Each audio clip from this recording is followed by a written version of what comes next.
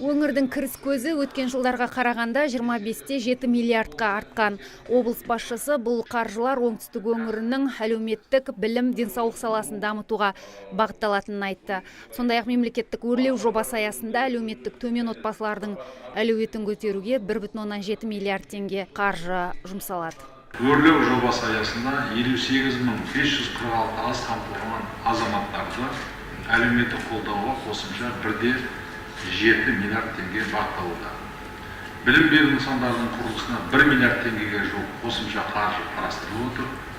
Жалпы ағымдағы жылы 30 мектепті пайдалануға беру жоспарланып отыр. Бүгінгі таңда 24-нің құрылысы аяқталды.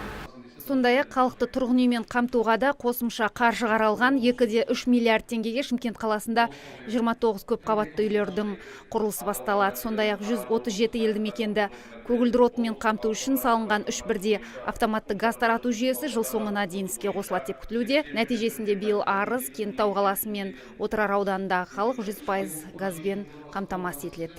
Биыл 3 автоматты газ тарату станциясының құрылысы жоспарланған. Жыл соңына дейін құрылыс жұмыстарын толық аяқтап, пайдалануға беруді ойластырып отырмыз.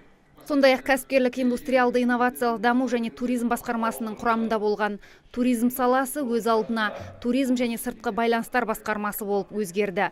Жансейіт Түймебаев осындай өзгеріс арқылы аймақтың туризмін дамытуға кіріспек. Ал жеке қызмет етіп келген мәдениет басқармасы мен тілдерді дамыту басқармалары бірігіп, тіл және мәдениет басқармасы болып өзгеріске ұшырады. Облысымыздағы негізгі табыс көздері ол егін шаруашылығы, мал шаруашылығы, өндіріс, құрылыс, сондай-ақ туризм.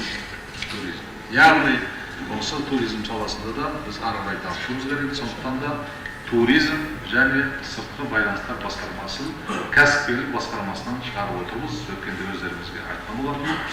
Сол арқылы дамытуымыз қажет. Ардақ Берден, Талғат Қырғызалиев, Абзал Тұрабек, ТВК.